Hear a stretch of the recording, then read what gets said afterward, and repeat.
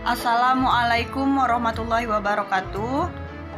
Alhamdulillahirabbil alamin wassalatu wassalamu ala asrafil anbiya'i wal mursalin wa ala alihi wa sahbihi rasulillahi ajma'in. Amma ba'du. Yang pertama-tama dan yang paling utama, marilah kita panjatkan puji serta syukur kita atas kehadiran Allah Subhanahu wa taala, yang mana pada kesempatan kali ini kita masih diberikan nikmat kesehatan serta umur yang panjang sehingga kita dapat melakukan perkuliahan pada hari ini. Tak lupa pula salawat serta salam kita hadiahkan kepada junjungan kita Baginda Rasulullah Sallallahu Alaihi Wasallam beserta para keluarga dan sahabatnya sekalian. Semoga dengan memperbanyak sholawat kita menjadi salah satu umatnya yang mendapatkan syafaat di yaumil akhir kelak. Amin amin ya rabbal alamin. Yang saya hormati Ibu dosen pembimbing Ibu Lina Sundana SPD MPD. Yang saya hormati teman-teman satu kelompok, dan yang saya banggakan teman-teman satu kelas 47 mata kuliah wajib umum bahasa Indonesia. Pada kesempatan kali ini saya dan kelompok saya ingin mempresentasikan hasil kerja kami mengenai pembentukan kata. Saya Azhara Nur Aulia bertindak sebagai moderator, dan selanjutnya penyajian materi akan dilakukan oleh tim penyaji. Kepada tim penyaji saya persilahkan. Pengertian pembentukan kata. Pembentukan kata disebut juga morfologi. Sedangkan morfologi adalah subsistem yang berupa proses yang mengolah leksem atau huruf menjadi kata. Bahasa mempunyai aspek bentuk dan aspek makna.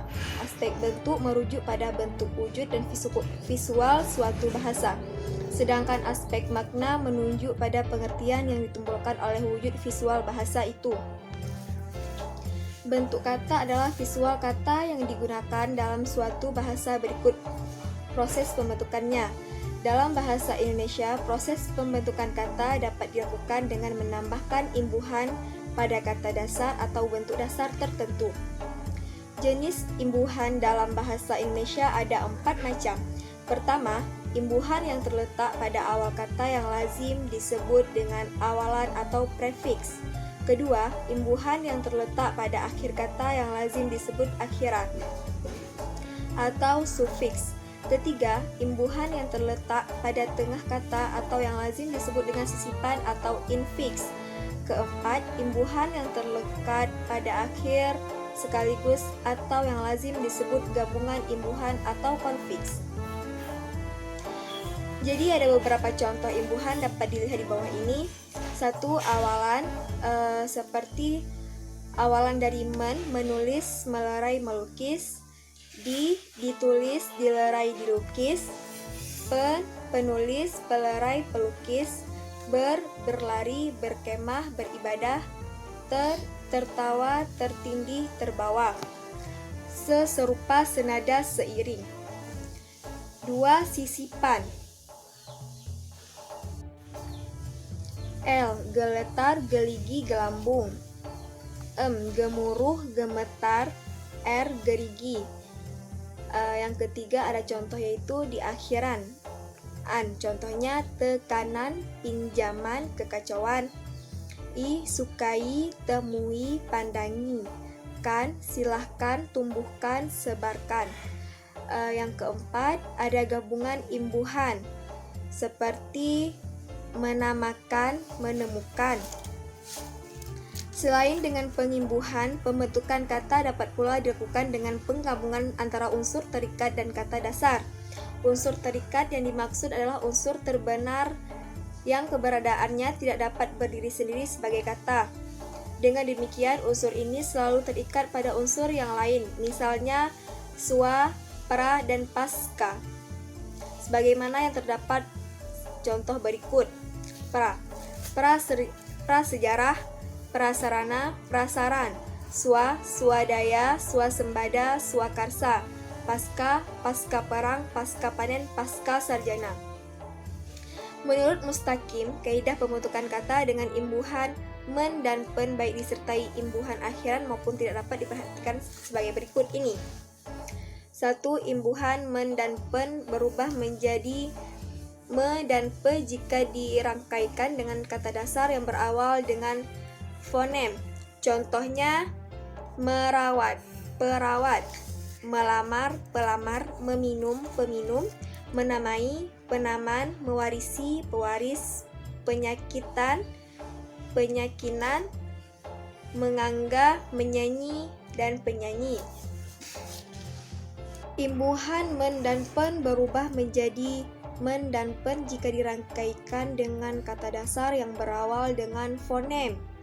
Contohnya menuduh, penuduh, mendakwa, pendakwa, mencuri, pencuri, menjual, penjual, menziarahi, penziarah, mensyukuri, pensyukuran.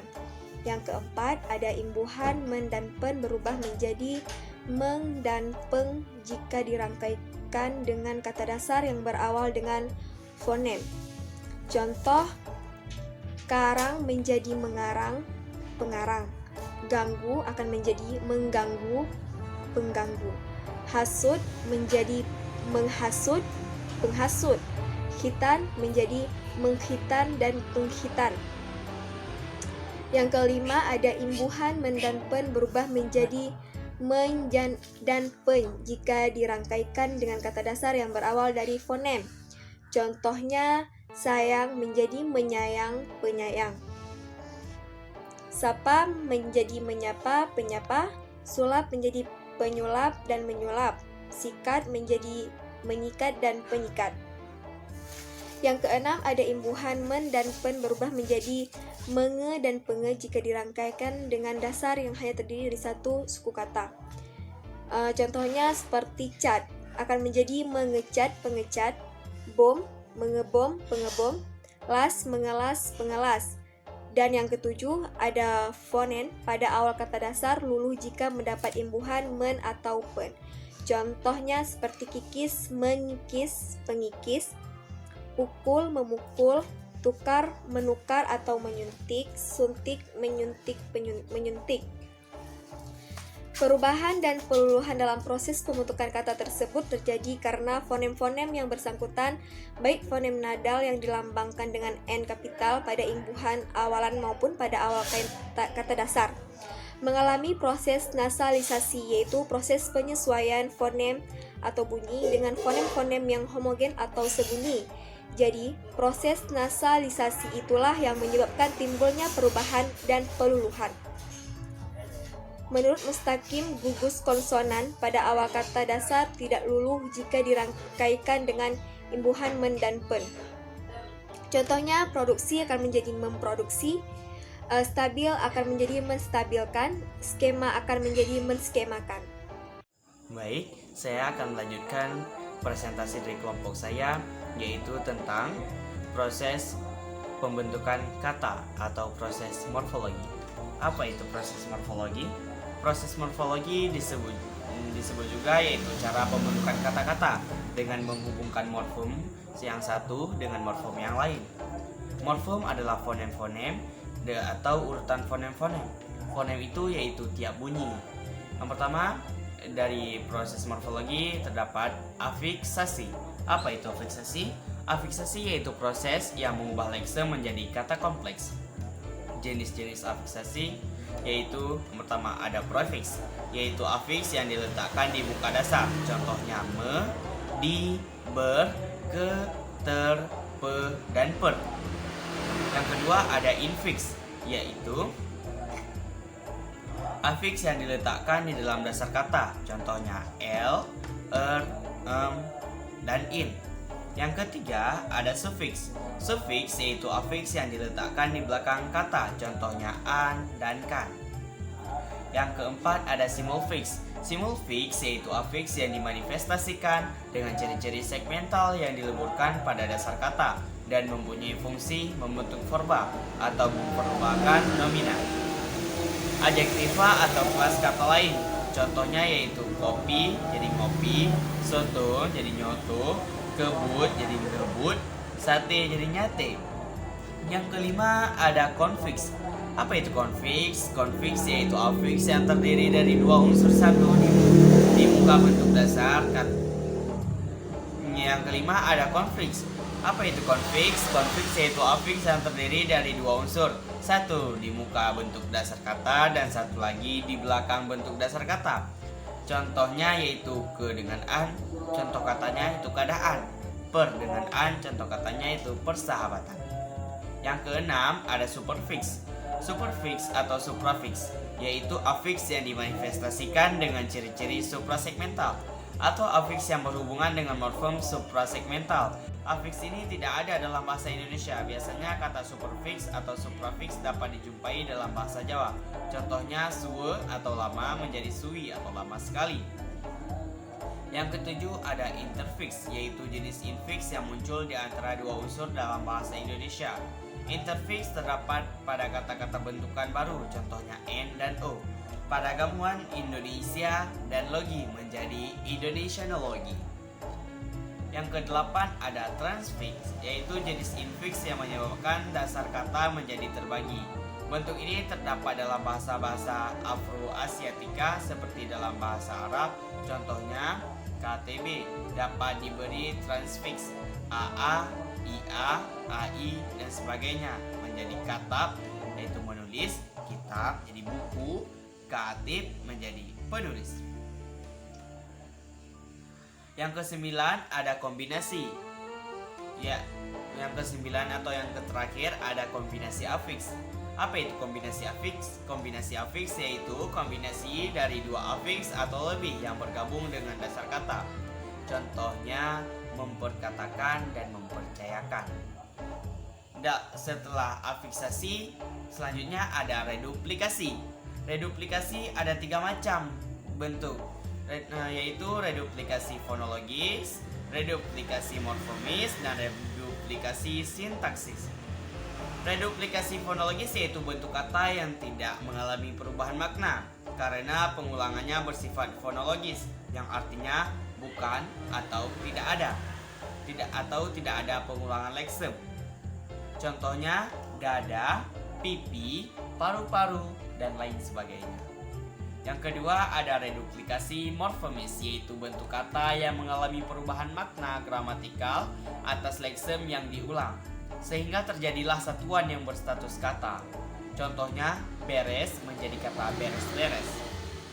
Yang ketiga ada reduplikasi sintaktis, yaitu proses yang terjadi atas leksem yang menghasilkan satuan berstatus klausa atau berada di luar cakupan morfologi. Contohnya jauh-jauh dan asam-asam. Selain yang disebutkan di atas, reduplikasi juga dibagi menjadi beberapa bagian lagi. Di antaranya ada dwipurwa. Dwipurwa yaitu pengulangan suku pertama pada leksem dengan pelemahan vokal. Contohnya tetangga lelaki sesama. Yang kedua ada dwilangga, yaitu pengulangan leksem. Contohnya pagi-pagi. Yang ketiga ada dwilangga salin suara. Yaitu pengulangan leksem dengan variasi fonem. Contohnya mondar-mandir, pontang-panting. Yang keempat ada dwiwasana, yaitu pengulangan bagian belakang leksem. Contohnya pertama-tama dan sekali-kali. Yang kelima ada trilangga, yaitu merupakan pengulangan onomatope 3 kali dengan variasi fonem. Contohnya cas, cis, cus, dak, dik, duk, dan dar, der, dor. Yang keenam ada komposisi. Apa itu komposisi? Komposisi yaitu proses penggabungan dua leksem atau lebih yang membentuk kata. Deskripsi tersebut jelas menempatkan menjemuk sebagai satuan yang berada di frase atau gabungan kata, bukan gabungan leksem. Ciri-ciri perbedaan kompositum atau paduan leksem. Karakter sisipan yaitu di antara komponen kompositum tidak dapat disisipi apapun. Contohnya yaitu buta warna dan tuna susila. Ketakterluasan yaitu komponen kompositum. Itu masing-masing tidak dapat diaplikasikan atau dimodifikasikan. Perluasan bagi kompositum hanya mungkin untuk semua komponennya sekaligus. Contohnya kereta api menjadi perkeretaapian. Ketakterbalikan yaitu komponen kompositum tidak dapat dipertukarkan. Contoh pulang pergi dan bumi hangus. Yang ketujuh ada abreviasi, yaitu proses penanggalan satu atau beberapa bagian leksem atau kombinasi leksem sehingga jadilah bentuk baru yang berstatus kata istilah lain istilah lain ini untuk abreviasi ialah pemendekan. Sedang hasil prosesnya disebut dengan kependekan. Contohnya yaitu ABRI atau Angkatan Bersenjata Republik Indonesia. Jenis-jenis kependekan yaitu ada singkatan. Singkatan yaitu salah satu hasil proses pemendekan yang berupa huruf atau gabungan huruf, baik yang diaja huruf demi huruf. Contohnya yaitu ada KKN atau Kuliah Kerja Nyata, dan juga contoh lainnya ada DKI yang artinya daerah khusus ibu kota. Jenis kependekan selanjutnya ada penanggalan, yaitu proses pemendekan yang mengekalkan salah satu bagian dari leksem. Contohnya yaitu prof atau profesor. Selanjutnya ada akronim, yaitu proses pemendekan yang menggabungkan huruf atau suku kata atau bagian lain yang ditulis dan dilafalkan sebagai sebuah kata yang sedikit banyak memenuhi kaidah fonotaktik Indonesia. Contohnya FKIP dan bukan FKIP.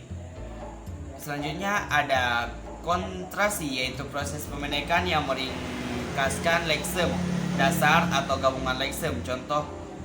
Contohnya kata tak dari kata tidak, sedangkan takkan dari kata tidak akan.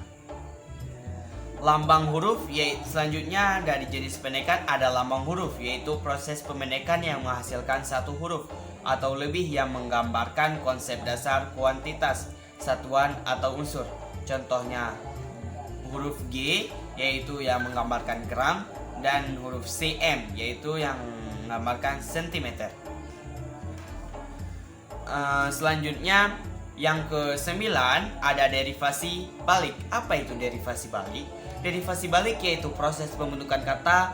Bahasawan membentuknya berdasarkan pola-pola yang ada tanpa mengenal unsur-unsurnya.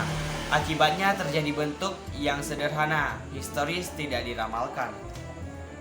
Akibatnya terjadi bentuk yang secara historis tidak diramalkan. Contohnya kata mungkir dalam dipungkiri yang dipakai orang karena mengira bentuk itu merupakan padanan pasif dari memungkiri, atau padahal kata pungkir tidak ada, yang ada hanyalah kata mungkir. Terjadi pungkir menjadi mungkir didasarkan pola-pola pada pola peluluhan fonem. Dalam pasang menjadi memasang menjadi dipasang. Sekianlah presentasi dari saya. Selanjutnya akan dipresentasikan oleh teman saya. Terima kasih sudah mendengarkan. Assalamualaikum warahmatullahi wabarakatuh. Nama saya Zakira Mulki. Saya membahas materi tentang konstruksi morfologi. Konstruksi morfologi adalah bentukan dari kata yang mungkin merupakan morfem tunggal atau gabungan antara morfem yang satu dengan morfem yang lainnya. Konstruksi morfologi terbagi menjadi 3 bagian. Yang pertama, A. Derivasi dan infleksi. Derivasi adalah konstruksi yang berbeda distribusinya daripada dasarnya, sedangkan infleksi adalah konstruksi yang menduduki distribusi yang sama dengan dasarnya. Contoh dari derivasi adalah pertama, anak itu menggunting kertas. Yang menjadi derivasinya di sini adalah gunting. Contoh kedua, makanan itu sudah busuk. Yang menjadi derivasinya di sini adalah makan. Hal ini terbukti karena tidak memperoleh kalimat-kalimat. Kemudian contoh yang kedua adalah contoh infleksi. Yang pertama, saya membaca buku itu. Yang menjadi infleksinya di sini adalah baca. Contoh kedua, engkau mendengar suara itu. Yang menjadi infleksinya di sini adalah dengar. Hal ini terbukti karena tidak dapat memperoleh kalimat-kalimat. Kemudian yang kedua, B. Pemajemukan. Pemajemukan adalah konstruksi yang terdiri atas dua morfem atau dua kata atau lebih. Contohnya, contoh yang pertama, sabun mandi, rumah sakit, kaki tangan. Contoh yang kedua, orang mandi, anak sakit, kaki meja. Pada contoh yang pertama itu tidak dapat disisipkan morfem lain, sedangkan pada contoh yang kedua itu dapat disisipkan morfem lain. Jika kita bisa mengatakan orang yang mandi, anak yang sakit, kakinya meja. Tetapi tidaklah sabun yang mandi, rumah yang sakit, atau kakinya tangan. Konstruksi-konstruksi pada deretan satu dan kedua itu pada konstruksi yang pertama itu, pada contoh yang pertama itu disebut majemuk, pada contoh yang kedua itu disebut rasaf. Kemudian yang ketiga C, endosentrik dan eksosentrik. Apabila konstruksi distribusinya sama dengan kedua, ketiga, atau salah satu unsur-unsurnya, itu disebut endosentrik. Kemudian, kalau misalnya konstruksi itu berlainan distribusinya dari salah satu daripada unsur-unsurnya, itu disebut eksosentrik. Contoh endosentrik, yang pertama, rumah sakit itu baru dibangun. Contoh kedua, rumah itu baru dibangun. Untuk contoh eksosentriknya, contoh yang pertama, kedua orang itu mengadakan jual beli. Contoh yang kedua, kedua orang itu mengadakan jual. Baik, terima kasih. Assalamualaikum warahmatullahi wabarakatuh. Kesimpulan dan saran dari materi kami ialah: kesimpulannya, pembentukan kata juga disebut morfologi. Sedangkan morfologi adalah subsistem yang berupa proses huruf menjadi kata. Proses-proses pembentukan kata ialah afikasi, reduplikasi, komposisi, abreviasi, derivasi balik, konstruksi, morfologi, derivasi dan infleksi, pemajemukan, endosentrik, dan eksosentrik. Saran dari kami ialah, kami para penulis memberi saran bahwa sebagai generasi muda bangsa Indonesia, seharusnya kita menggunakan bahasa Indonesia dengan baik dan benar, maupun secara lisan ataupun tulisan, apalagi dalam menulis sebuah buku, baik buku pelajaran maupun karya tulis lain. Haruslah menggunakan pemilihan kata yang tepat. Pemilihan kata yang tepat sangat diperlukan agar tidak menimbulkan penafsiran ganda, sehingga tidak menimbulkan kerancuan pada pembaca. Assalamualaikum warahmatullahi wabarakatuh.